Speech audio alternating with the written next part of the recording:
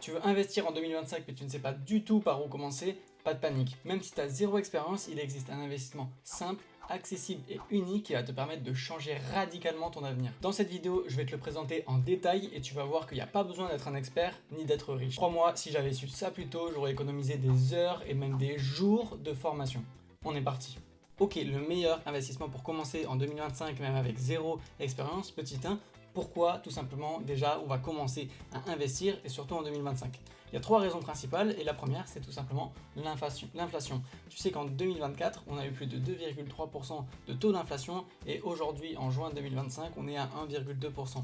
De plus, les faibles rendements des livrets bancaires empêchent justement de combattre cette inflation correctement. Regarde ton livret A qui est à 1,7%, ton LEP à 2,7% et c'est déjà énorme en 2025.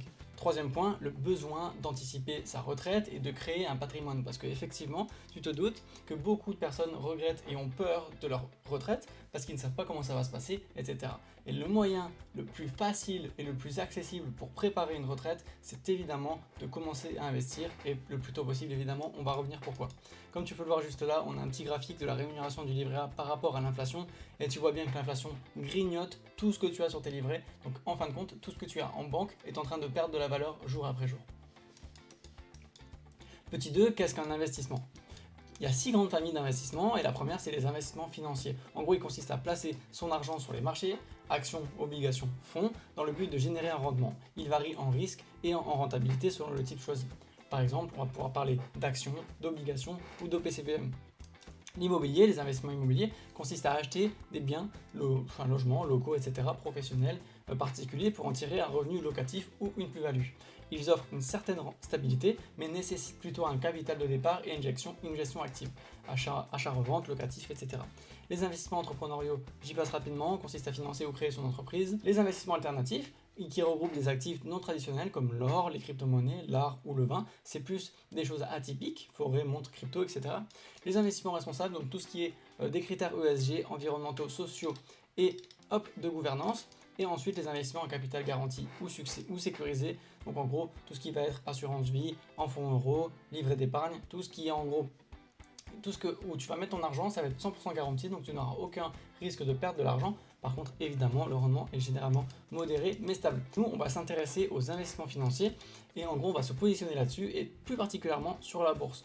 Pourquoi? Parce que c'est très, hop, je prends un petit stylo, hop, la petite rouge, c'est très facile d'accès. En plus de ça, il n'y a pas besoin de mettre beaucoup d'argent à l'entrée, il y a des montants d'entrée très faibles, il y a un rendement historique élevé et en plus le risque est maîtrisable. Petit 3, quel est le support d'investissement idéal pour débuter? Il y a 4 choix principaux et il y a une solution selon moi. La première, l'assurance vie. Évidemment, pour moi, il y a trop de frais, les avantages fiscaux sont peu intéressants. Par contre, effectivement, le fonds euro est disponible, c'est un fonds qui est 100% garanti et qui rapporte un peu plus de rendement que les livrets, mais c'est pas terrible. Ensuite, on peut parler de compte titres, mais les avantages fiscaux sont complètement inexistants, mais par contre, tu trouves de la liberté totale des actifs en portefeuille. Donc en gros, tu vas pouvoir acheter une quantité de choses et te diversifier énormément.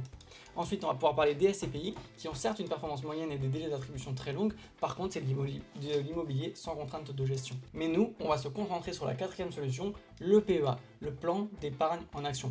Pourquoi? Parce qu'il offre des avantages fiscaux, l'ouverture est gratuite et rapide, c'est compatible avec des ETF et en plus c'est idéal pour le moyen et long terme avec ses avantages fiscaux au bout de 5 ans.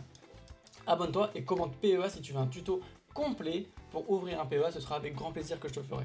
Ensuite, petit 4, quel est l'actif parfait pour bien débuter? Parce que évidemment, là on a trouvé le PEA, on sait qu'on va mettre notre argent là-dessus, mais il faut bien savoir ce qu'on va acheter dans cette enveloppe. La magie des ETF. Pourquoi la magie des ETF? On va pas parler d'obligations, on va pas parler de fonds immobiliers, on va pas parler d'actions individuelles, on va parler seulement d'ETF, Exchange Traded Fund. Pour la diversification, pour les faibles frais et pour la simplicité. Je vais te faire un petit zoom rapide de ce que moi je conseillerais pour un débutant, pour quelqu'un qui débute. Je le rappelle, cela représente une recommandation et non pas un conseil personnalisé. Moi, ce que je conseille, c'est un ETF Amundi MSCI World Accurate. Cet ETF, il va répliquer l'indice MSCI World Net Total Return. Donc en gros, il y a 1600 titres à l'intérieur et c'est la pondération évidemment entre les plus grosses entreprises américaines et les plus grosses entreprises du monde. Il y a une diversification globale sur 23 pays développés et plus d'un millier de valeurs. C'est un modèle capitalisant, donc Accurate. Les dividendes sont réinvestis automatiquement dans le fond, augmentant la valeur liquidative. On parle sur des termes un peu plus compliqués, mais en gros, ça augmente combien tu vas gagner de pourcentage. Au lieu de retirer un petit montant tous les mois, tu vas justement encore réinvestir et toucher toujours plus d'argent, sans versement de flux au porteur, ce qui simplifie la fiscalité en France. Bon, c'est un détail. Entre 0,2 et 0,4% de frais par an, c'est ridiculement petit. Et la performance à fin juillet 2025, sur un an c'est 10%, sur 3 ans 38%, sur 5 ans 93%, et depuis sa création plus de 136%. On atteint en moyenne entre 9 et 11% en moyenne. Donc c'est complètement dingue, tu vois la courbe. Au lieu de faire 1,7 comme ton livret A, là je te propose un investissement qui est totalement diversifié, avec très peu de frais, avec un pourcentage de moyenne sur 15, 20, 30 ans de 9 à 11% de rendement par an. C'est juste complètement dingue. Petit 5, alors pourquoi est-ce un bon choix? Et je vais t'expliquer plus en détail pourquoi. Il y a 4 raisons principales qui font la pertinence de ce choix. Petit 1, c'est extrêmement simple. Pas besoin de galérer avec l'ouverture d'un compte, tout est en ligne et tu as un support et un actif, c'est tout. Ensuite, 2, grosses performances et peu de frais. L'outil, il offre une rentabilité entre 9 et 11%. Je te mets 9 et 11 parce que moi je pense que tu peux aller chercher 10, 11, 12 à chaque année, mais restons sur la moyenne, 9 et 11, comme ça au moins pas de surprise. Et en plus, il n'y a pratiquement pas de frais, on est à 0,2% par an, c'est complètement ridicule. Petit 3, le temps. L'ouverture du compte, ça prend 1 heure, le versement initial 1 heure, et encore, je suis très gentil. La programmation de versement programmé 1 heure, et le suivi mensuel à 10 minutes pour être sûr que tout se passe bien.